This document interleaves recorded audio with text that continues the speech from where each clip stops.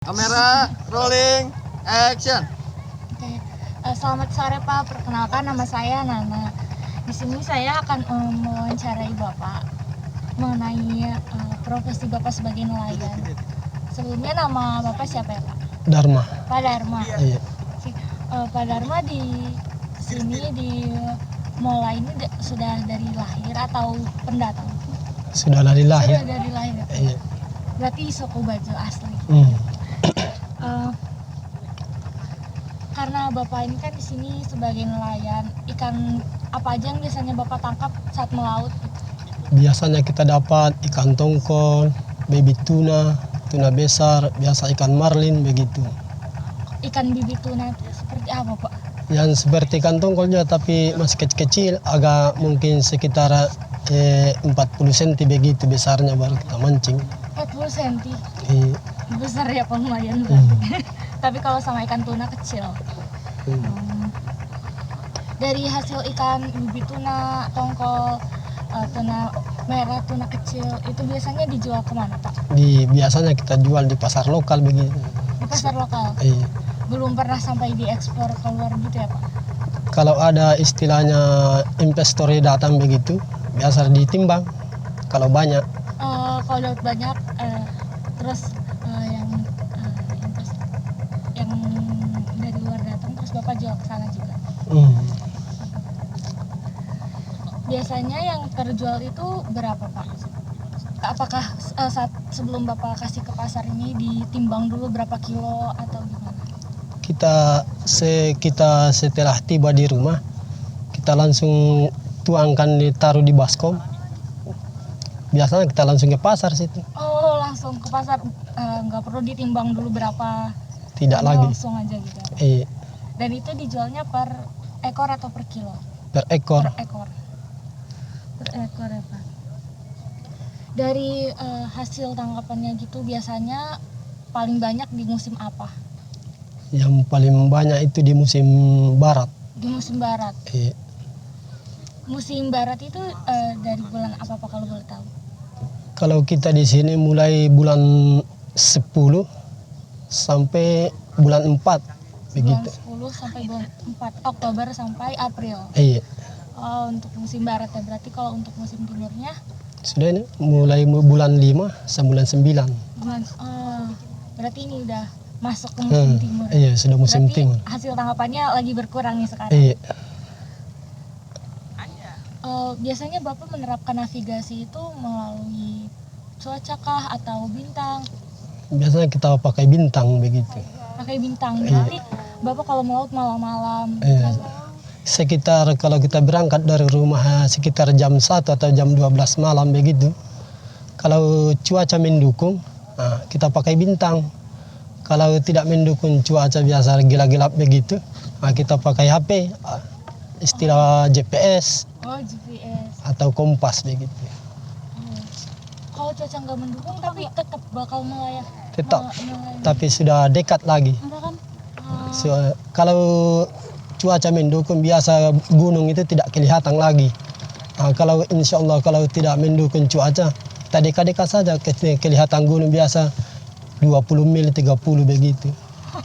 20 mil dekat ya Pak. Sudah dekat itu untuk mancing ikan baby tuna.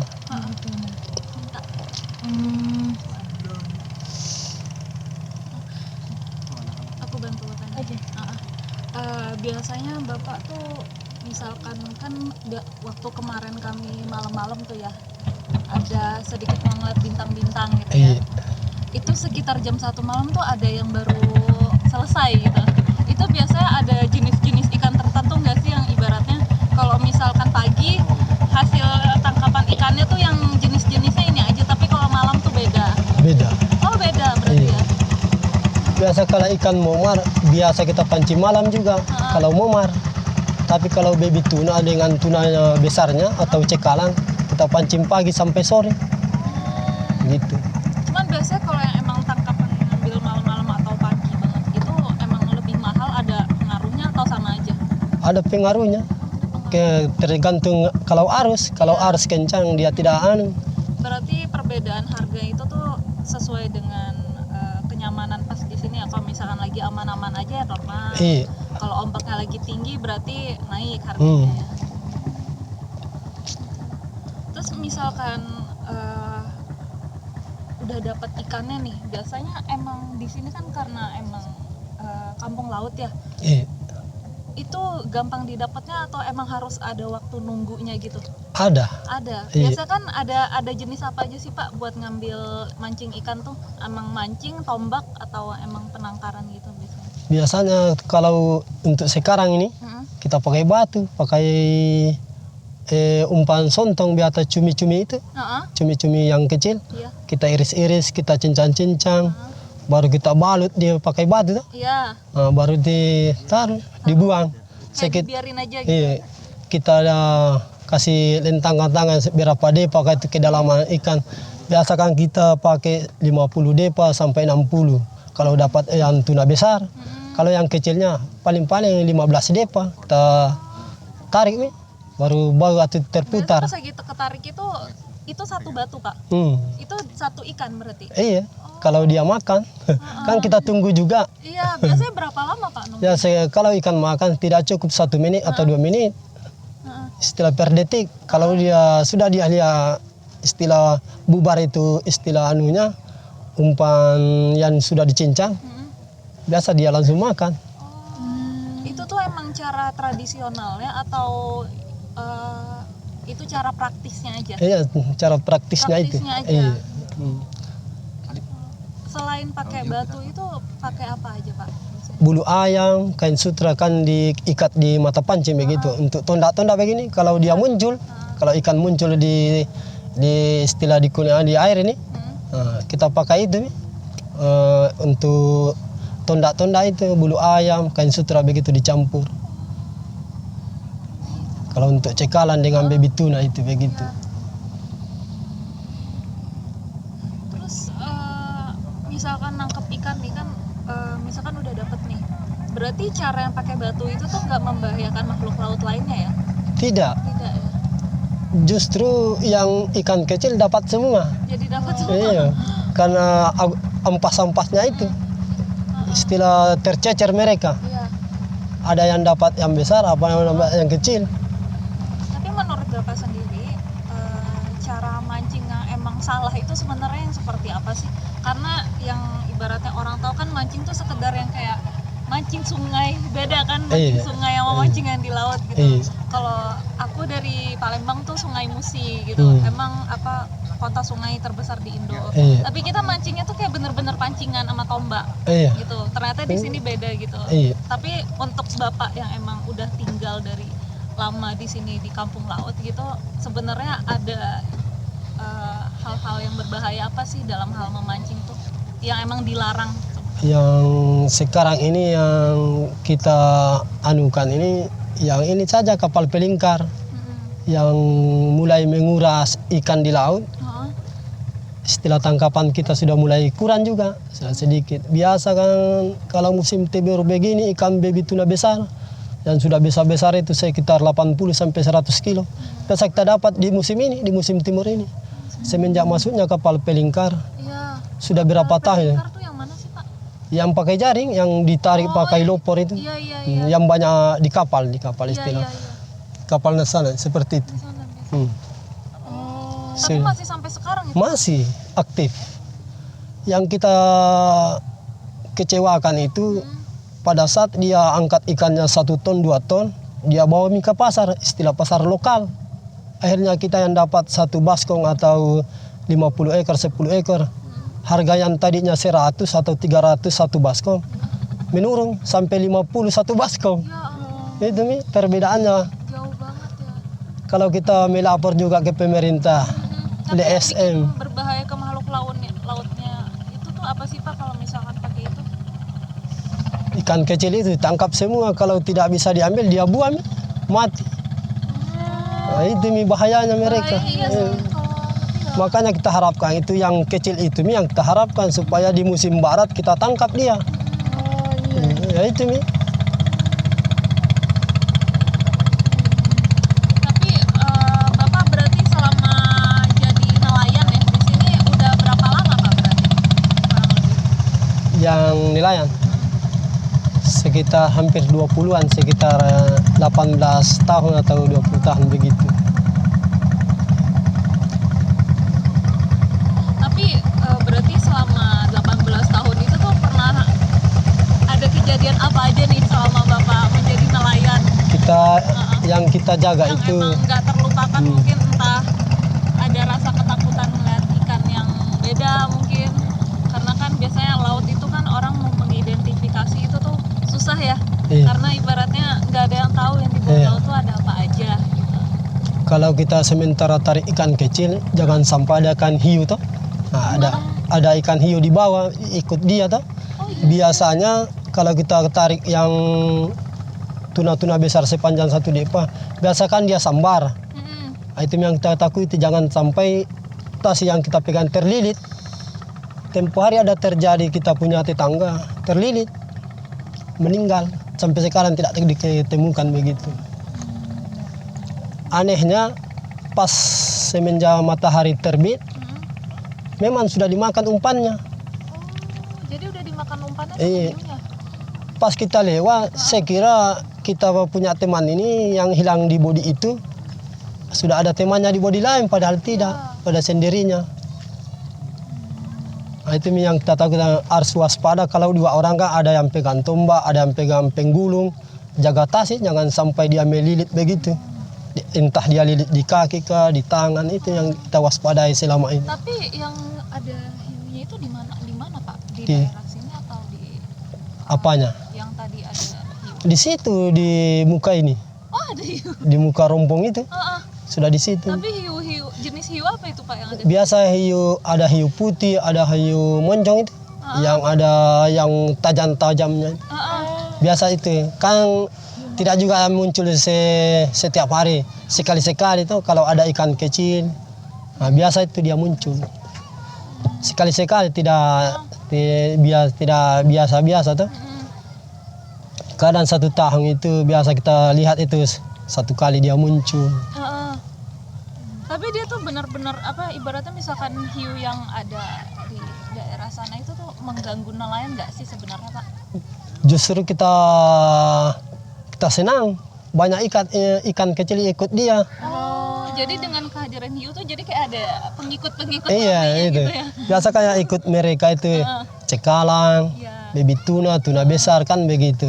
Kalau yang hiu besar mungkin sepanjang 3 depa 4 depa, pangkang kita tidak mancing dia, Iya. hanya kita mancing ya ikut dia. Nah, begitu. Oh, hiu besar ya. Seram sekali. Iya. Tuh.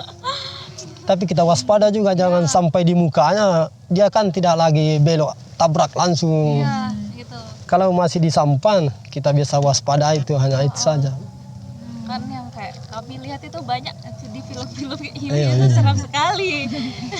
Tapi kita senang kalau ada babynya, kalau ada mungkin sepanjang begini, hiunya kita pancing, Iya. buat kita makan juga.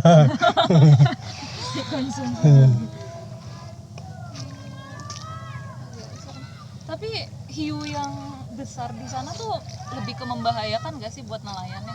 Dia nggak yang nampak. Jarang dia membahayakan Cuek-cuek kita. aja. Cuman ada aja gitu. Terkecuali kita jatuh di bodi, siapa tahu dia lapar, dia langsung sambar begitu. Nah, Ada trik nggak sih Pak, ibaratnya kalau misalkan ada hiu tuh selain jangan panik tuh harus apa aja? Atau emang kalau misalnya ada hiu besar tuh diem aja, jangan ngedayung? diam saja kita, atau kita kasih makan saja, dia ambil baby tuna kita iris, baru kita buang, baru dia makan, dia lari begitu. Jadi kalau misalkan ada hiu ngedayung malah dikejar atau? Oh, dia ikut.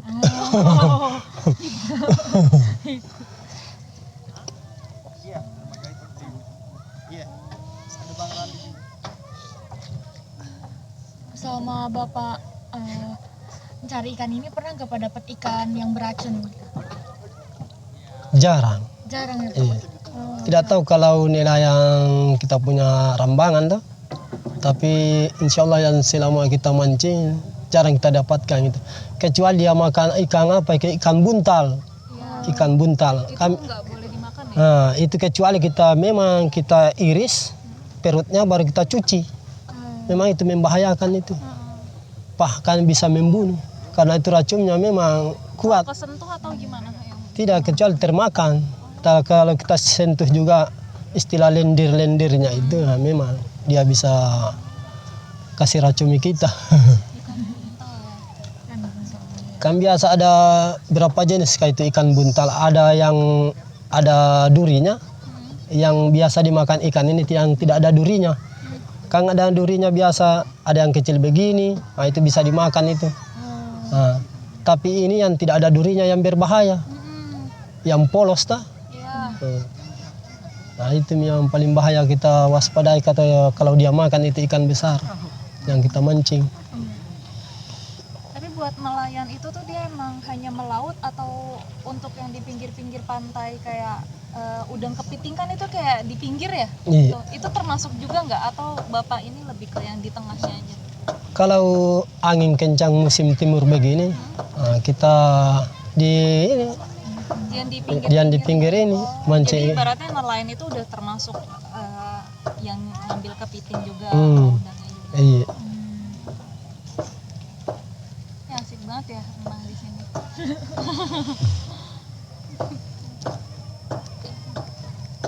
Oh iya Pak, perihal apa pengen cari tahu pembedanya mola bahari ini sama nelayan bakti itu sebenarnya ada perbedaan nggak sih sebenarnya? Ada, tapi di sana kan cenderung kepada ikan gurita, ya, gurita begitu. Karena di karang mereka. Kalau musim begini tidak dapat ikan, misalnya ikan cekala, ikan tuna, mereka pergi ke karang cari gurita begitu. Kalau di sini nggak cari gurita? Cari juga tapi jarang. Berarti beda laut, beda jenisnya. Iya. Padahal satu daerah juga ya, Sulawesi gitu. Tergantung yang mempan. Memang istilah kalau ekonomis kita bagus di situ, kita fokus di situ. Selama Bapak jadi nelayan tuh pernah nggak sih nemuin ikan yang aneh-aneh gitu? Entah apa? Kayak misalkan kalau di Jawa Barat kan ada legenda Tangkuban Perahu. Gitu. Kalau di sini apa ada ikan yang emang besar gitu yang ditemuin di laut? Kalau kita di sini yang kita takuti itu ikan gurita raksasa. Biasa kan dia langsung kasih tenggelamkan kita punya bodi, tapi itu jarang juga. Tapi memang ada. Gurita raksasa. Istilah di sini gurita apakah itu namanya? Memang itu pemali katanya, itu kata orang tua tuh di sini. Jangan diganggu. Di daerah mana Pak? Di sekitar laut begini. Istilah laut lepas, biasa di bagian rompon begitu. Biasanya muncul di jam-jam berapa? Biasanya pagi-pagi atau sore begitu. Lebih besar dari kapal ini. Besar lagi dia. Oh, besar banget. Iya. Besar sekali. Tapi pernah ada kejadian nggak kayak apa pas lagi ada gurita itu Bapak sendiri pernah ngeliat secara langsung? Tidak. Tahu sampai nelayan lain pernah iya. Tapi kecuali di pinggir biasa di karang-karang begitu. Kan biasa katanya dia muncul di situ. Yang sering ngambil gurita. Tapi kita pemancing ikan istilahnya cekalang ini dengan tuna ini jarang kita jumpa itu ikan itu.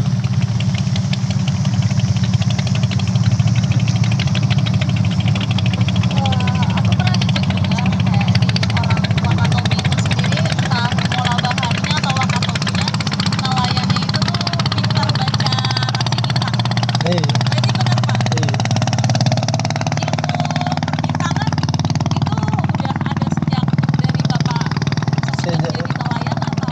Tidak, kita belajar di nenek moyang begitu. Biasanya kita dulu pakai sope-sope, istilahnya pakai layar, belum ada mesin. Kan kita punya nenek moyang begitu nih. Kalau mulai dari musim timur begini dia berlayar ke sana. Nah, dia memanfaat kami bintang. Ngeliat bintangnya kayak gimana Pak? Kecuali kalau itu dia keluar di timur, dia lihat bintang di bagian istilahnya barat laut atau barat daya. Nah, di situ dia lihat ke selatan.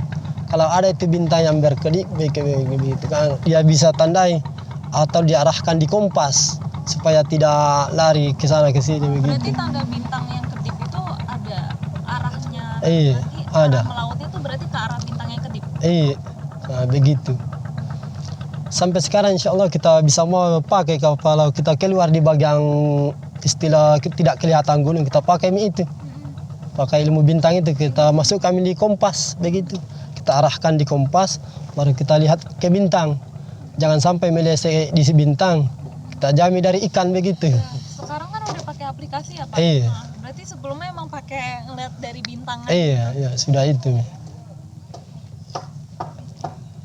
Tapi kalau pergastronomian kayak arti bintangnya itu ada juga nggak yang dipelajarin di sini? Tidak ada. Berarti kayak kita ngelihatnya dari tanda-tanda Hmm. bintangnya itu ya. Iya, sudah. Kalau misalkan bintangnya nggak ada gitu atau misalkan sedikit yang kedip-kedip hanya 1-2 itu tetap berangkat aja atau gimana Pak? Tetap berangkat Tetap juga. berangkat. Kita kasih lihat istilah ke arah gunung lagi. Kita gunakan kami gunung, baru kita kasih lepas. Tapi kan sudah canggih kan sekarang Ya, pakai aplikasi. Tapi kita yang tidak tahu HP, kita tinggal pakai kompas saja. Iya, kompas. Tapi selain dari bintang, kalau dulu tuh pakai apa sih Pak cara tradisionalnya? Pakai arah angin istilahnya, dengan arus ombaknya. Jadi tinggal diemin aja gitu. Iya, diamin dulu, Hah? baru kita lihat, kita mengarah ke sini, ini arah arusnya, nah, baru kita Pakai feeling. Iya, istilah begitu. Insting. Iya. Udah sebentar udah. Biar nanti kita pilih bintang. Tahu juga nggak sih tadi ada namanya kedua. Oh, boleh. Paling nanti minta infonya aja orang yang buat kapalnya. Iya boleh. Tanya sama orang. Ah. Kalau Pak Dharma sendiri kapalnya itu buat sendiri atau ada tempat produksinya? Ada tempat produksinya. Ada. Iya, Melautnya pakai kapal seperti ini atau kapal yang yang Ada. seperti ini. yang didayung sendiri? Iya. Mau foto? Ya udah posting kita minta putar sambil ini.